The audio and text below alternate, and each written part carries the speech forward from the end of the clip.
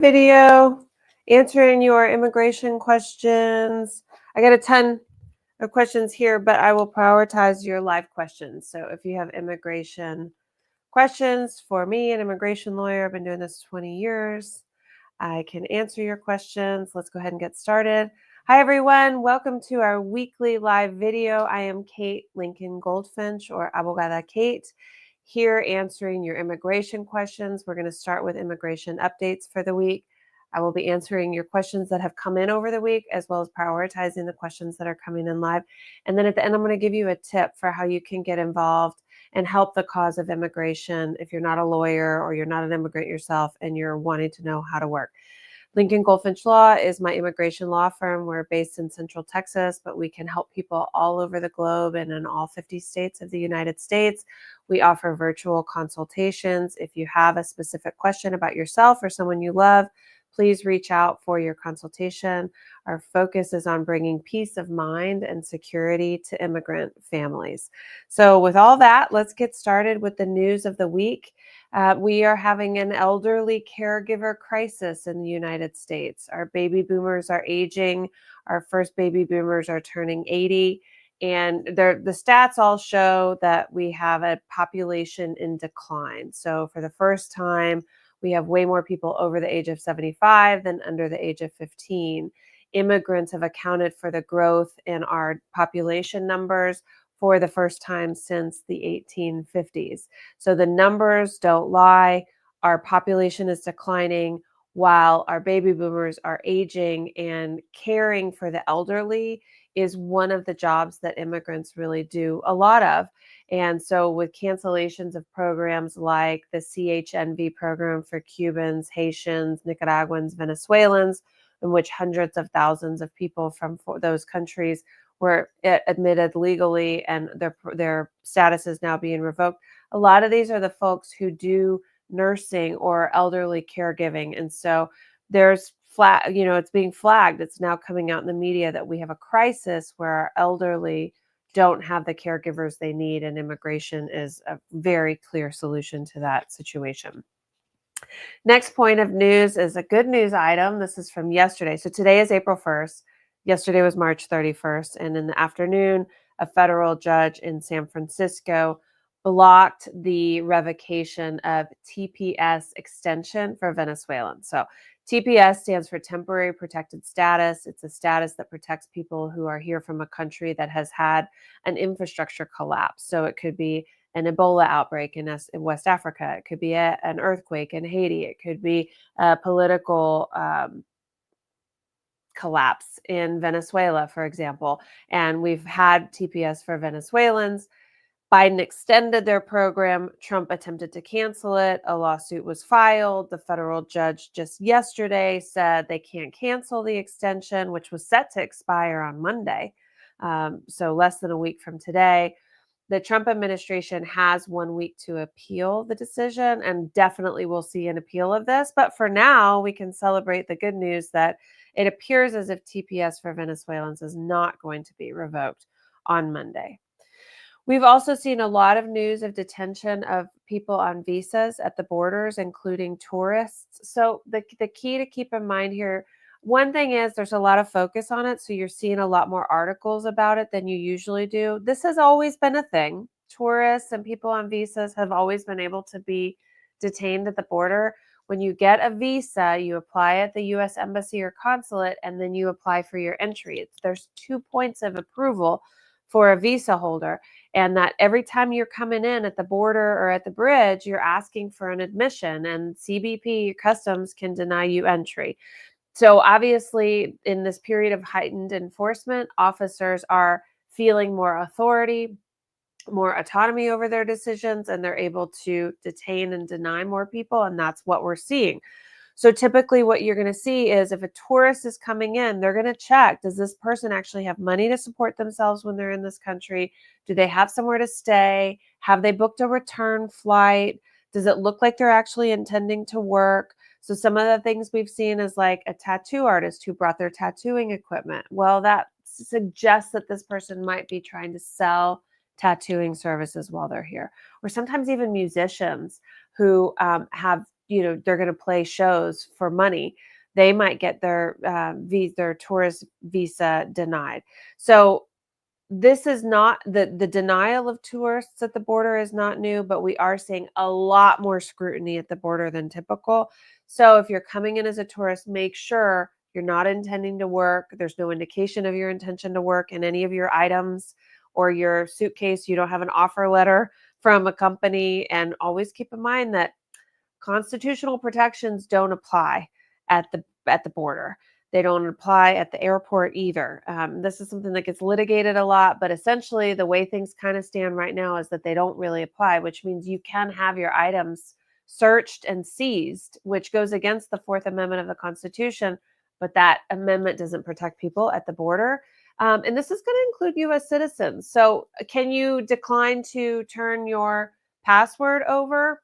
Yes, and they might take your items from you, and it might prolong your detention if you don't cooperate. So I'm not telling anyone to cooperate or not to cooperate. These are very personal decisions that you have to make for yourself at the airport, understanding all the pros and cons.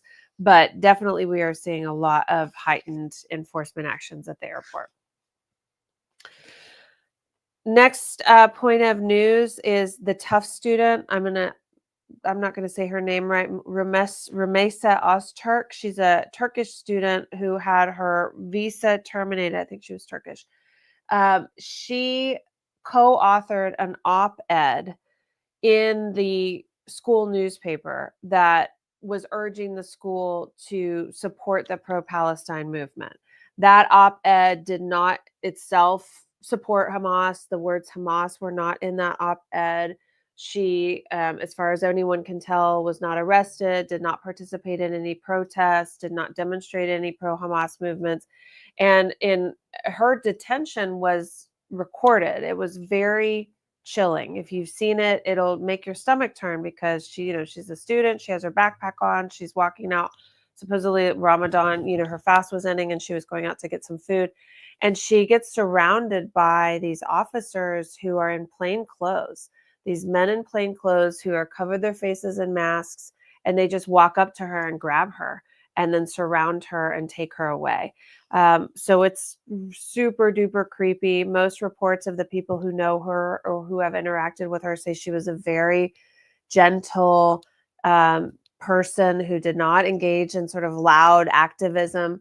In activism, it's like they're Marco Rubio has said, we're revoking the visas for these people who come here and they're activists, and you have an invitation as a student to come here. You don't have an invitation to be an activist. But of course, they're only going after activists who are protesting against something that the Trump administration doesn't like.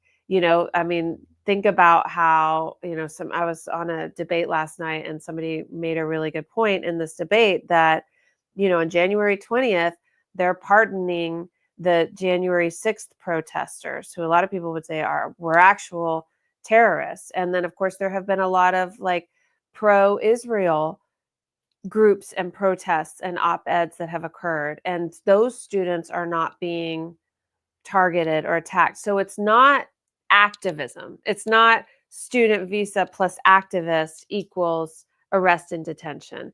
It's student visa plus pro-Palestine activist equals arrest and detention is what we're seeing. And so that means it is about political speech and free speech and what people are saying. So yeah, is it true that student visa holders are here at the pleasure of the Department of State and their status can be revoked at any time? Yes, accurate. And we are seeing free speech being clamped down on by this administration. And the last news item that I'll cover, this one is so gross, y'all. Florida Governor Ron DeSantis actually said that a solution to the immigrant labor crisis, because we're losing immigrant labor in all levels in construction and all of that, is to increase child labor. Actually said it. Usually these things are a little more indirect. They won't come out and say it, but he actually connected the two and said, why don't we extend the ability for teenagers to work and work night shifts to solve the immigrant labor crisis. Y'all, child labor as a solution to the loss of immigrant labor. We cannot be okay with this. We cannot be okay with this. And I guess I thank Ron DeSantis for coming out with it. It's like sometimes when people are just like blatantly racist, you're like, well, at least we're having the real conversation about what the issue is, you know? So at least there's that. But like, I remember a couple of years ago when the state of Iowa, I think it was Iowa, they passed a child labor law. And that law took away the liability of the companies for children who were injured, like working at meat packing plants and processing plants. And they were struggling because they had had some anti-immigrant crackdown and they were struggling for labor. And so they passed this child labor law. But they weren't as blatant as to say, like, this is our solution to the immigrant labor crisis. But here's Ron DeSantis. He's just out with it. So there's your news of the week. We got a little, little good news blended in there with the TPS decision in San Francisco. So Impala, I see your question via TikTok. I am a permanent resident. I got a class 1 misdemeanor. It's been dismissed. Can I still travel to Mexico? I would recommend that you consult with an immigration lawyer before you travel. A dismissal in criminal cases is not always a dismissal in immigration cases. For example, in the state of Texas, we have something called deferred adjudication, which can be considered a dismissal in the criminal law context. And people can say, like, I didn't get convicted. It wasn't a conviction. But for immigration purposes, a deferred adjudication is a conviction. And it can get really nuanced, and it's changes in a state by state criminal law code. So whenever an immigrant has a criminal law issue, you need an immigration lawyer to help you interpret what happened. And for example, category 1 misdemeanor is the highest level of misdemeanor, right? It's right before a felony, so it's can be serious. And you want to make sure that it was actually dismissed. And then before you travel, you need to consult with a lawyer to make sure it was dismissed. Make sure that you didn't commit a deportable offense, because for some cases, like with Mahmoud Khalil, the LPR, who's being charged as deportable for, just his political activities, sometimes the government can charge you as deportable if they have a reason to believe that you've been connected to terrorist activities or gang activities or committed certain drug offenses, for example. Reason to believe doesn't require a conviction. So you got to be really careful in the context of immigration. What I would recommend is we consult, and we're going to want to get a copy of your disposition, a certified copy of your disposition. So like if the court dismissed it, you want to go with a certified copy of that, like with a stamp and a signature and all of that, so that if you get sent to deferred inspection or secondary inspection at the airport, you have all the evidence you need to get out of that situation.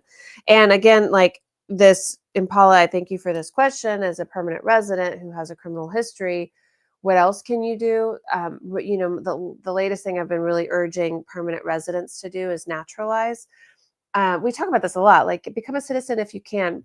But now more than ever, it's really critical, because once you're a citizen, you're protected in a lot of ways. You can't just get picked up off the street. You can't just have your status revoked. And you can go anywhere in the globe and for as long as you want.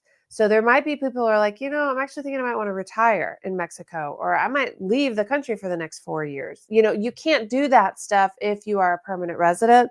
So really consider U.S. citizenship to give you the freedom and the safety you need and want to be able to do what you want with your life. It's really something that I'm recommending to people, is pursue citizenship if you are eligible. And basic eligibility is you have to have a green card, and you have had it for 5 years, or 3 years if you're married to a U.S. citizen.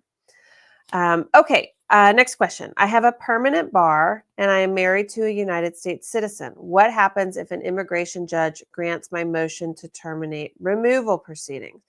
So a permanent bar is when somebody has a deportation and a reentry, or they've been in the country for a year or longer and they leave and they come back. Okay, that's what a permanent bar is. It's actually a 10-year bar, but we won't really get into the nuts and bolts of it. But if you're permanently barred, you can't get status through your marriage without leaving the country for 10 years. There's no waiver available for that bar. So number one, I kind of doubt an immigration judge in this era is going to terminate your removal proceedings if they understand that you have a permanent bar, because you can't get status through it. Number two, If your proceedings are terminated and you have a permanent bar, then you're just going to be undocumented. You won't be in proceedings, but you'll just be undocumented. I would question whether a termination is the best thing for you because, for example, if you have more than 10 years in the country and good moral character, then you could still qualify for cancellation of removal even if you have a permanent bar. So there might be options available to you in removal proceedings that you don't have out of removal proceedings. It's not always the best thing to terminate your removal proceedings. That's a strategy decision that you need to make with your immigration lawyer. And we'd want to talk also about, like, are you VAWA eligible? Have you been subjected to cruelty in your marriage such that you could maybe get status in the country? Because VAWA, you can't adjust status, but you could get work permit even if you have a permanent bar. So anyway, it's complicated, but definitely a consultation should happen.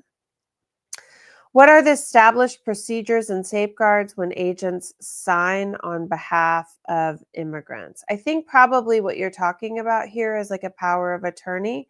So right now, a lot of immigrants are thinking about powers of attorney. In Texas, what we're recommending for your children is something called a voluntary caregiver authorization. This is a 5-page simple document that you could download from the state website, the HHS website, or you can get it on my website, abogadakate.com, in the family safety packet. That's the authorization that you give to someone to take care of the children. If you have stuff like a house or bank accounts or cars, and you want someone to be able to sell those for you, that's going to need a power of attorney, which is a little more complicated. You definitely want a lawyer to do that document for you. So I think that's what you're talking about. Procedures and safeguards when agents sign on behalf of immigrants. If that doesn't answer the question, please go ahead and follow up. Here's another question. How can I, as an immigrant, get married without having U.S. documentation? You don't need anything from the United States in terms of an ID in order to get married in the United States. You can just go to the county and obtain a marriage license or register a common law marriage with your foreign ID document. So you could use your foreign passport or your matrícula consular or whatever document you have from your country. And in the state of Texas, you can register an informal marriage. You can just go to the registrar and do it. Or you get a marriage license and you take the license, you go get married, and you bring it back. Those are the ways you get married, but you don't need a US ID in order to get married in the United States. What options are available to us if my husband's removal proceedings are dismissed and he is subsequently detained or transferred to ICE custody? So if he's in removal, the first thing you want to do is make sure you want his proceedings to be dismissed. It might be good for him to be in proceedings because he might be seeking asylum or cancellation of removal that he can only get before the judge. And if his proceedings get dismissed, then maybe he doesn't have an option available to him. So that's the first thing I recommend, is a consultation to discuss the strategy. And then the second thing is, if he gets his proceedings dismissed and he's undocumented, he is at risk of getting picked up and being detained, at which point he'd get put back into removal proceedings.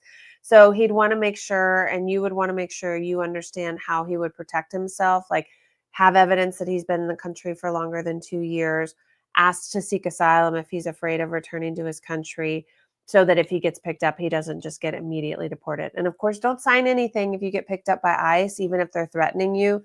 Don't sign any documents until you've reviewed them with a lawyer. That's one of the best ways you can protect yourself. Next question. How long does the process with the I-130 take once the case is at the American consulate? This is a great question. The consular process works like the I-130 gets approved by U.S. Citizenship and Immigration Services, and then they mail it to the Department of State or to the National Visa Center, which sends it to the consulate abroad.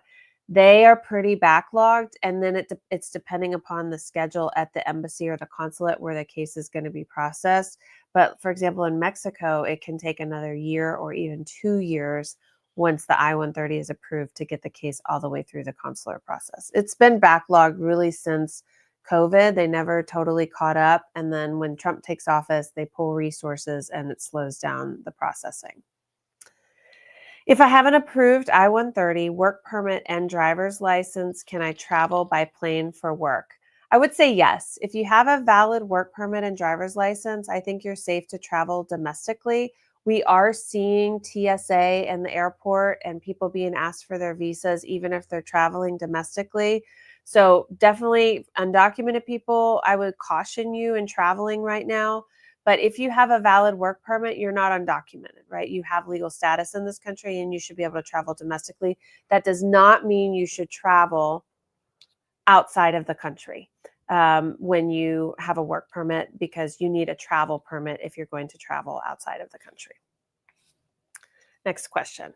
What if you have the I-601A approved and you have a consular interview, but you get apprehended and deported? Will it affect the embassy interview and entry?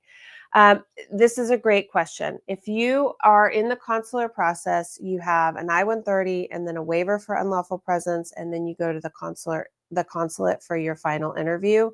If you get picked up and deported, theoretically, if you just accept a voluntary departure, that should not impact your overall eligibility. But if you get an order of deportation, that could impact your overall eligibility. So definitely, if you are in this process, you want to have a lawyer representing you who can advise you, and that if you get picked up, we can help you figure out what to do. For example, if you've been in the country for 10 years or longer and you get picked up and placed in proceedings, maybe you can get cancellation of removal and you could get a work permit and you don't even have to do the consular process anymore. It could allow you to have other options available to you. So it might be better. So you don't want to just accept a deportation. You need to talk through what happens if, and have your lawyer help you figure this out. These are a lot of great questions about people who are in the family-based process. And these are obviously nuanced decisions that people need to make with the support of their lawyer. If my asylum case was dismissed without deportation and now my TPS is being revoked, can they deport me? So I think what you mean is this person was in removal proceedings, you got your proceedings dismissed, and because you had temporary protected status, and now TPS is being revoked. Absolutely, you are in danger. You are someone who could be picked up, but keep in mind you have the right to be placed back in proceedings. So make sure you express your fear of returning to your country when they pick you up, so that you can't just be deported. And there's a timeline on filing for asylum. So if you've been here for a year or longer and you haven't applied, you want to get going pretty quickly, especially if your TPS is being revoked. So definitely there's urgency for you. Talk to an immigration lawyer. We're probably going to want to get you an affirmative asylum filing going so that you're already protected. Could you clarify the registration process? Is there still no way to register? How and where can people register? Should they register? Will registering put them at greater risk than not registering? These are great questions. There's a lot of uncertainty about the registration process. It's currently set to go into effect on April 11th. Today is April 1st, the recording of this video. So what we're going to do is wait and see what the registration requirements are and what the deadline is for registering. And then we're going to see if a lawsuit is filed and what the federal courts will hold about the registration requirement. I think there's a lot of steps that will occur before people actually have to submit a registration. At the end of the day, it might be recommended for people to register. There's going to be a form. I think it's going to be the G325R, if I recall, where you submit your biographic information. But right now, there's no requirement to register as of April 1st. And when it does open up, I will be definitely keeping you guys posted. I'll be doing a lot of videos on it daily with updates. And I anticipate litigation, maybe in an injunction against the registration process, maybe before the deadline. I would say don't register before you have to, for sure. Like that I can say, and right now you don't have to. My husband is waiting for his visa. I am a citizen and we have a case in hand. I copied a letter from the visa department. What other documents should he carry besides his passport and the letter? I need more information. Does this mean that he has a consular interview scheduled and that he's going abroad? If that's the case, he's not in legal status necessarily, and it wouldn't protect him. So we should talk about what his status is and what we would want him to do if he gets picked up. It might be better for him to be in proceedings. You might prefer for him to go. So let's have a consultation and talk through what the best things are. What happens in a custodial situation where the parents are not together, The custodial parent is a DACA holder, and the non-custodial parent is a U.S. citizen. Legal status should not impact custody.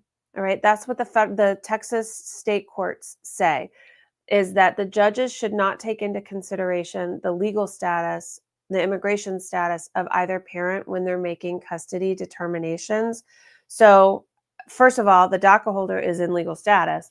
But second of all, even when the DACA holder falls out of legal status, that does not mean that the custody situation should or will change. Javier via TikTok, I got my work permit the last couple of days, but I have questions. It says advanced parole and that I could travel out of the country. Can you explain? So Javier, probably you applied for an adjustment of status to get your green card. When that occurs, you can apply for a travel permit in tandem with your work permit. That doesn't mean you should travel necessarily. What I would recommend you do, definitely talk to your lawyer. If you've stayed in legal status the whole time, then you ought to be able to travel out and back in under advanced parole. But if you have fallen out of legal status at any point and now you're filing for an adjustment, I wouldn't recommend that you use that travel permit for visiting relatives or vacation because it's kind of risky. I would recommend that you wait until your green card is approved, but at least you have the travel permit in hand in case somebody gets sick or there's an emergency abroad. You could go out and theoretically come back in. It's sort of a, in case of an emergency, ability to travel out and back in, but not to be used for fun and recreation. That's my advice. All right, with that, we've gotten through a lot of the questions. Thank you guys. Oh, we've got one more live question coming in, so I'll start giving you the action item of the week. And this is one I've done myself. I am a fluent Spanish speaker, but I wanted to improve and learn new words and learn new, verb tenses and all of that. So I started using Duolingo a few days ago because people talk about how fun it is and how they're on a streak. And I was like, what is this? So I signed up. It's actually really fun, you guys. Duolingo is great. So this is your action item of the week. Is there a language that you have wanted to learn or improve out there in the world? Go get you a Duolingo account. It's free.